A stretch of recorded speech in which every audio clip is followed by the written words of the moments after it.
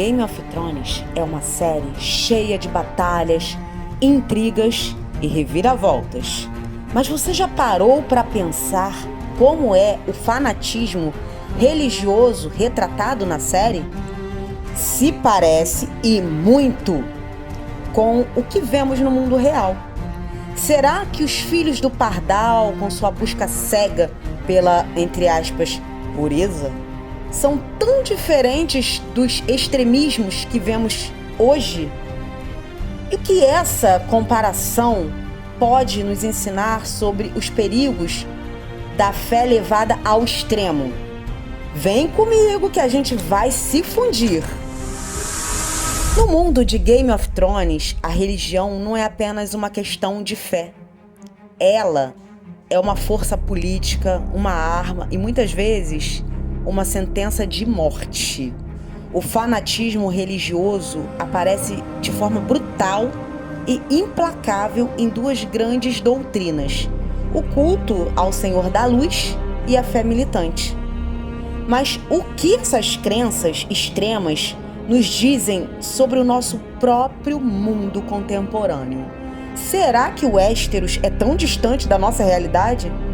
Hoje, vamos analisar como o fanatismo religioso se reflete na história e na atualidade. Eu sou a Renata Kelly e esse é o canal Literatura, Arte e Filosofia. O culto ao Senhor da Luz, ou Halo, prega uma guerra eterna entre luz e trevas, onde apenas aqueles que servem à luz serão salvos. Seus seguidores acreditam em profecias, sacrifícios e no poder de líderes religiosos para determinar o destino das pessoas.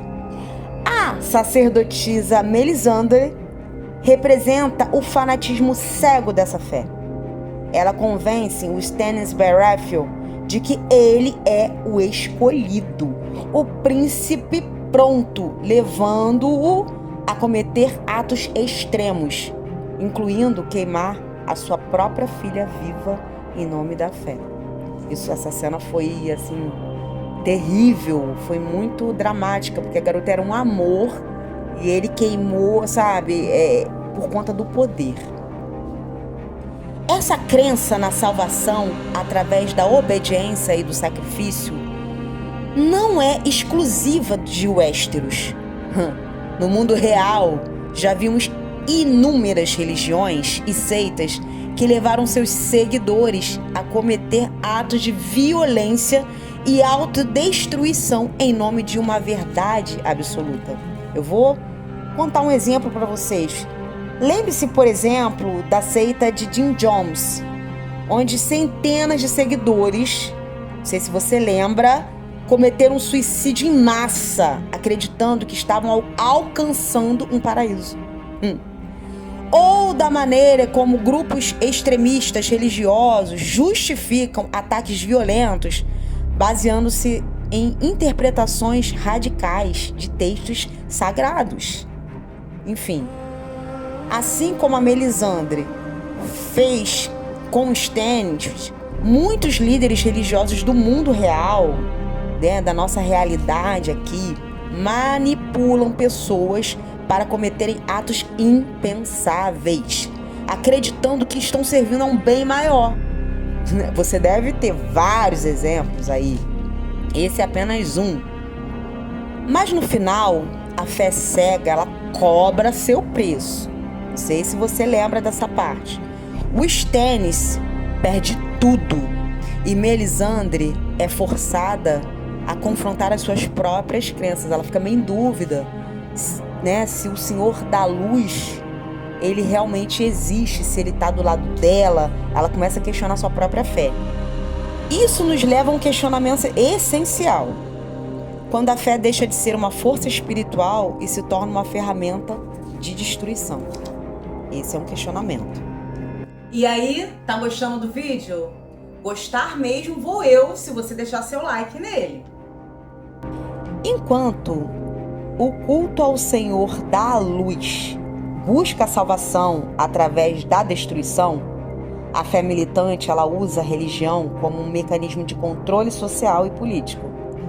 Então, ela é liderada pelo Alto Pardal. Essa facção religiosa ressurge como uma resposta à decadência moral da nobreza.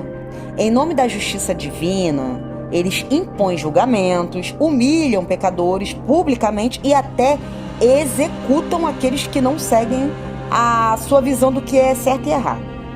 Mas por trás daquela fachada de humildade e devoção, há uma estratégia política. O Alto Pardal usa a fé para manipular o povo, para destruir os inimigos, transformando a religião numa arma de poder.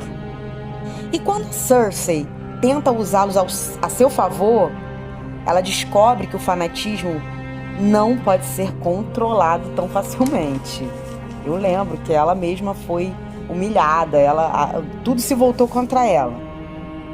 Esse tipo de fanatismo religioso, usado como ferramenta política, não é ficção, você sabe, né? Na história, a Igreja Católica usou a Inquisição para punir hereges e consolidar poder. No mundo islâmico, por exemplo, regimes extremistas impõem suas interpretações religiosas como leis absolutas, sem espaço para questionamentos. Hoje, ainda vemos governos e grupos políticos usando a religião como forma de controle, seja na imposição de leis baseadas em dogmas religiosos, na perseguição de minorias ou na manipulação das massas com discursos de, entre aspas, salvação e moralidade. O que Game of Thrones nos mostra é que a história confirma é que o fanatismo religioso, quando ele está aliado ao poder, se torna uma das forças mais perigosas já vistas. E aí, qual é a sua opinião pelo tema abordado nesse vídeo? O que você acha? Eu quero saber, hein? Coloca aí nos comentários. Seja através do culto ao Senhor da Luz ou da fé militante, Game of Thrones nos lembra que a fé, quando ela é levada ao extremo, pode ser tão destrutiva quanto qualquer guerra. O problema não está na religião em si, mas na maneira como ela é usada para justificar a violência, manipulação e controle também. O mundo real já viu seitas apocalípticas levando pessoas à destruição, líderes religiosos sendo adorados como figuras messiânicas e governos justificando opressões em nome da fé. Assim como acontece em Westeros, a história nos ensina que a fé ela pode ser luz, sim, com certeza. Mas quando ela é usada para dividir e dominar, ela pode se tornar uma escuridão ainda pior do que a luz que ela mesma pode trazer. No final, a verdadeira batalha não é entre a luz e as trevas, mas entre aqueles que questionam e aqueles que apenas seguem cegamente. E aí, o que você achou desse vídeo? Eu peço para você curtir, comentar, compartilhar. E caso você ainda não seja inscrito, se inscreva no canal para dar aquela força, porque o canal ainda está começando. Então, um beijo e até a próxima!